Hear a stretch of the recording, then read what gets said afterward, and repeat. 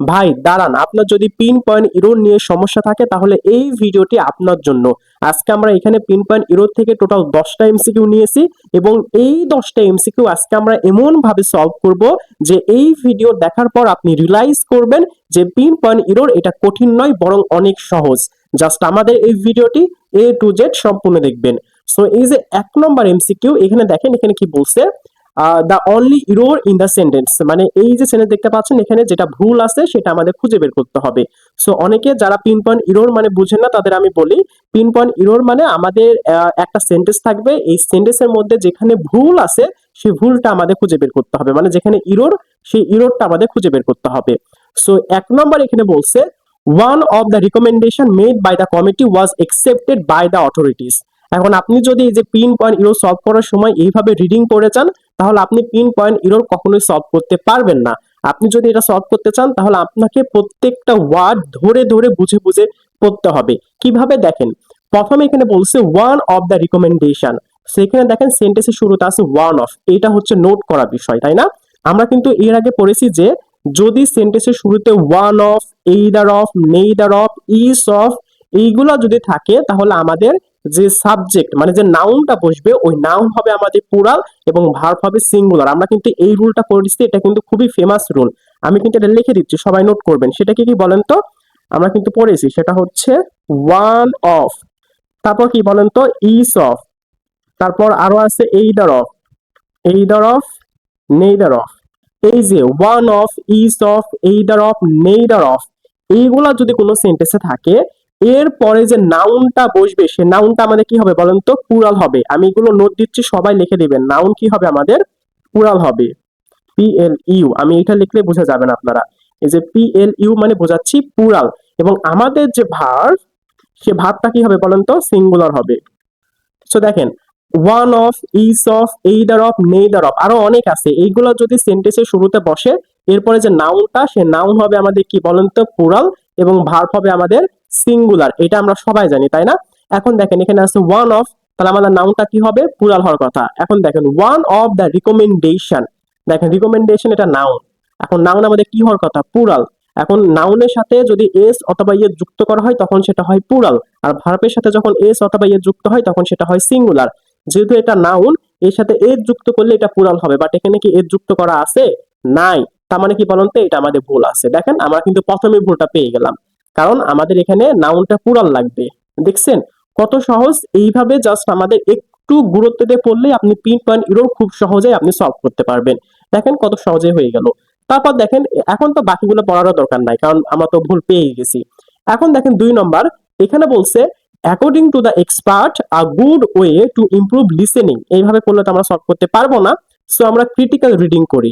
So 2 নম্বর এখানে বলছে according to expert. দেখেন এটা কিন্তু হতেই পারে, আমরা কিন্তু নর্মালি এইরকম আমার লেখার সময় লেগেই থাকে যে according to scholars, according to scientist, according to expert, এগুলো কিন্তু লেখাই যায়, কোনো সমস্যা নাই। আর গুড ওয়ে, ওয়ের পরে আমাদের টু বসে, দেখেন ওয়ে টু আছে, এবং টু এর পরে আমাদের ভার্বের বেস ফর্ম বসে, দেখেন এখানে ইমপ্রুভ আছে ভার্বের বেস ফর্ম, এটাও ঠিক আছে। তার মানে এই পর্যন্ত আমাদের কোনো ভুল নাই। এবং একটা ভার্বের পর আরেকটা যখন ভার্ব বসবে তখন ভার্বের সাথে আইএনজি হয়, দেখেন লিসেনিং ঠিকই আছে, তার মানে আমাদের এ বি কোনো ভুল নাই।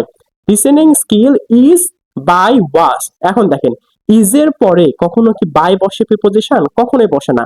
তবে হ্যাঁ, ইজ এর পরে কিন্তু টু বসে, আমরা কিন্তু বলতে পারি is to, am to, are to, was to, were to, have to, has to, এগুলো কিন্তু বসে, এবং এরপরে ভার্বে বেস ফর্ম বসানো যায়, কোনো সমস্যা হয় না।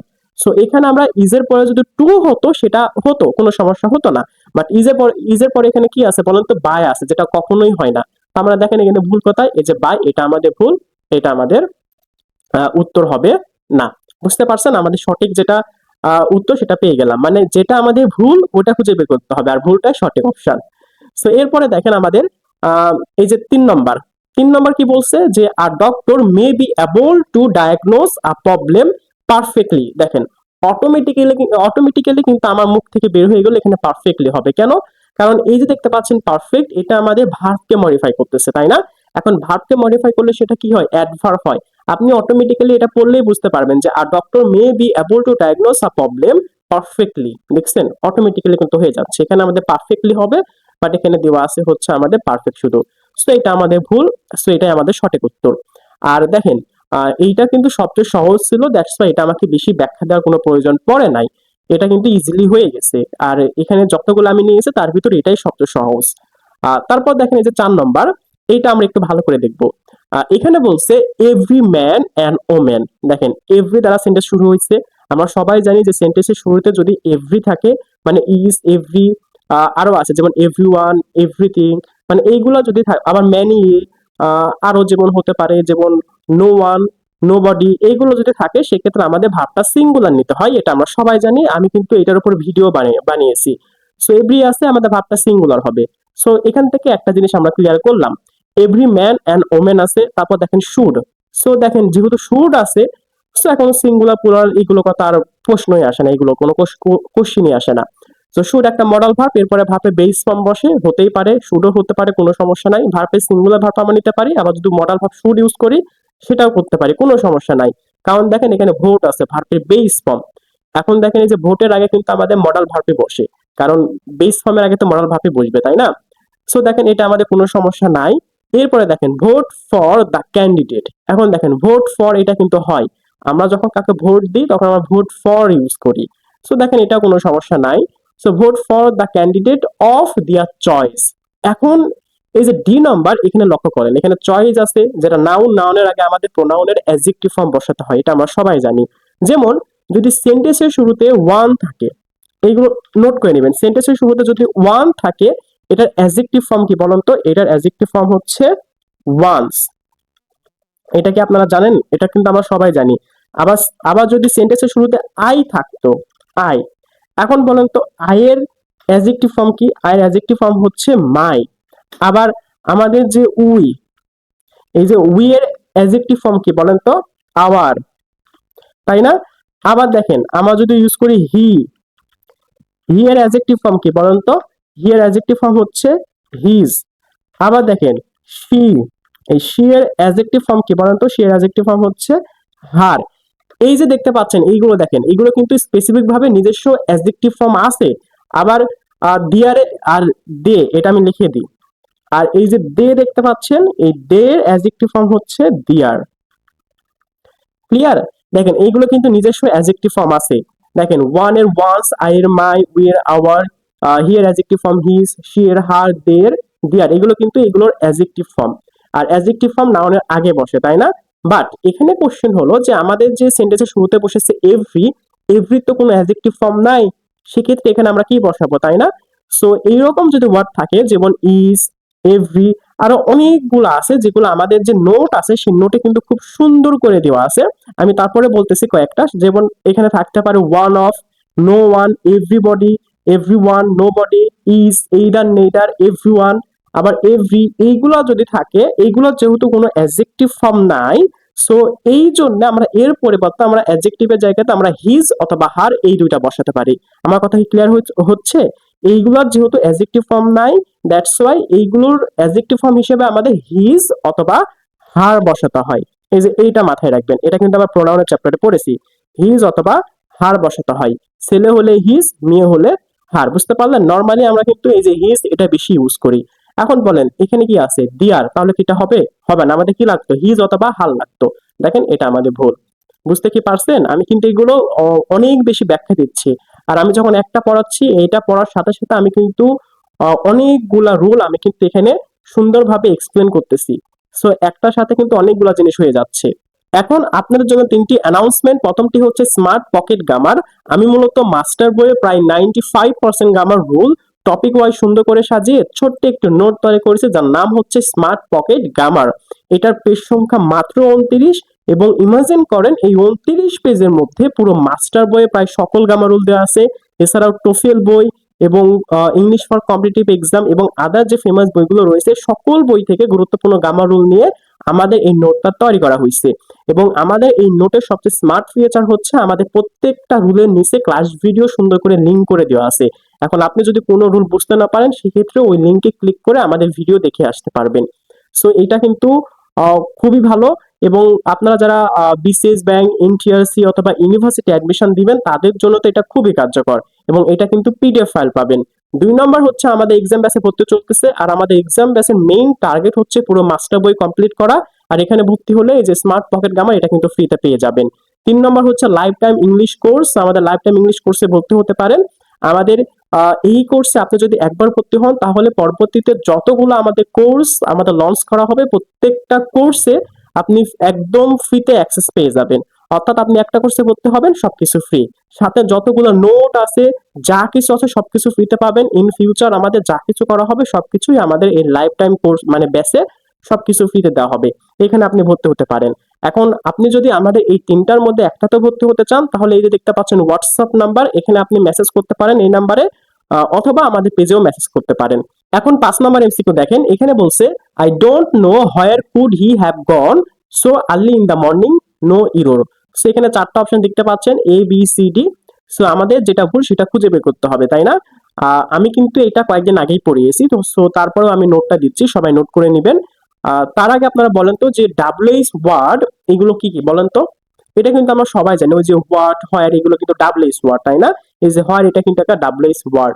এখন এই যে ডাব্লিউএইচ ওয়ার্ড এইগুলা এটা সবাই নোট করবেন। ডাব্লিউএইচ ওয়ার্ড এইগুলা যদি সেন্টেন্সের শুরুতে থাকে, কোথায় বলেন তো? সেন্টেন্সের শুরুতে। আমি এটা ইংলিশে লিখে দিলাম, শুরুতে। ডাব্লিউএইচ ওয়ার্ড যদি সেন্টেন্সের শুরুতে থাকে এরপরে আমাদের কি বসে বলেন তো? এরপরে আমাদের ভার্ব বসে। তাহলে ডাব্লিউএইচ ওয়ার্ড প্লাস ভার্ব বসাতে হয়। আমার কথা কি ক্লিয়ার হয়েছে? এই যে ডাব্লিউএইচ ওয়ার্ড যদি সেন্টেন্সের শুরুতে থাকে সেক্ষেত্রে আমাদের ডাব্লিউএইচ ওয়ার্ডের পরে আমাদের ভার্ব বসাতে হয়। আর একটা হচ্ছে এই যে ডাব্লিউএইচ ওয়ার্ড এইটা যদি সেন্টেন্সের মাঝখানে থাকে, আমি এটা মাঝে লিখে দিলাম, এটা যদি সেন্টেন্সের মাঝখানে থাকে সেক্ষেত্রে আমাদের ডাব্লিউএইচ ওয়ার্ড এবং এরপরে আমাদের সাবজেক্ট বসে। আমার কথা কি ক্লিয়ার হয়েছে? ডাব্লিউএইচ ওয়ার্ড এইগুলো যদি সেন্টেন্সের শুরুতে বসে সেক্ষেত্রে ডাব্লিউএইচ ওয়ার্ডের পরে আমাদের ভার্ব বসাতে হয়, মানে অক্সিলারি ভার্বটা বসাতে হয়। আর ডাব্লিউএইচ ওয়ার্ড যদি সেন্টেন্সের মাঝখানে বসে সেক্ষেত্রে ডাব্লিউএইচ ওয়ার্ডের পরে আমাদের সাবজেক্টটা বসাতে হয়। এটা হচ্ছে আমাদের ডাব্লিউএইচ কোশ্চেন এবং এমবেডেড কোশ্চেন এই টপিক থেকে এমসিকিউটা আসা। সেখানে কিন্তু আমি এটা সুন্দর করে বুঝিয়েছি। সো এখন দেখেন এখানে কি আছে, আই ডোন্ট নো হোয়ার। হোয়ার এটা কোথায় আছে? সেন্টেন্সের শুরুতে আছে না মাঝখানে আছে? অবশ্যই মাঝে আছে, তাই না? এখন মাঝখানে থাকলে কি হয় বলেন তো? ডাব্লিউএইচ কোশ্চেন, তারপর আমাদের কি বসে? সাবজেক্ট বসে। বাট এখানে কি আছে বলেন তো? কুড আছে, এটা একটা অক্সিলারি ভার্ব, তাই না? তার মানে দেখেন এখানে আমাদের হওয়া লাগতো সাবজেক্ট, বাট আছে কি বলেন তো? কুড আছে, অক্সিলারি ভার্ব। তার মানে দেখেন এই নম্বর এটা আমাদের ভুল আছে, এটা আমাদের উত্তর হবে না, মানে সরি এটাই আমাদের উত্তর হবে, মানে যেটা ভুল সেটাই তো আমাদের উত্তর হবে। সো 5 নম্বর উত্তর কি বলেন তো? এ, এটা আমাদের সঠিক উত্তর। আমার কথা কি বুঝতে পারছেন? এগুলো কিন্তু সহজ, জাস্ট প্র্যাকটিস করতে হবে। এখন 6 নম্বর দেখেন, এটা খুবই সহজ, এটার মতো আর সহজ এমসিকিউ আমার মনে হয় না যে আর আছে। সো এখানে বলছে he is looking forward to. এই যে আমি কিন্তু অনেকগুলা ফ্রেজ পড়াইছি, আমার কিন্তু এটার উপর একটা ক্লাসও আছে। সেটা হচ্ছে এই যে with a view to, look forward to, would you mind, আরো অনেক কিছু আছে। তারপর হচ্ছে be used to, go used to, sorry get used to. এইগুলা যদি মানে এইগুলা ফ্রেজের পরে আমাদের যদি কোনো ভার্ব বসে ভার্বের সাথে আমাদের আইএনজি করতে হয়। আমার কথা কি ক্লিয়ার হয়েছে? এই যে লুকিং ফরওয়ার্ড টু এই জায়গাতে এই যে লুকিং ইজ আছে, দ্যাটস ওয়াই এখানে ভার্বের সাথে আইএনজি করছে। দেখেন শি ইজ লুকিং, এটা কিন্তু করা যায়, কোনো সমস্যা নাই। তো এটা ওই যে লুক ফরওয়ার্ড টু সেখান থেকেই আসা। আবার look forward two, with a view two, এগুলো পরে কি করতে হয়? ভার্বের সাথে আইএনজি করতে হয়। সো এখানে গো হবে না গোয়িং হবে বলেন তো? এখানে আমাদের গোয়িং হওয়া লাগতো, বাট এখানে কি আছে? গো, দ্যাটস ওয়াই এটা আমাদের ভুল। আমার কথা কি ক্লিয়ার হয়েছে? আমি অনেকগুলাই বলে দিলাম, এগুলো কিন্তু মাথায় রাখবেন, এগুলো কিন্তু পরীক্ষাতে চলে আসে।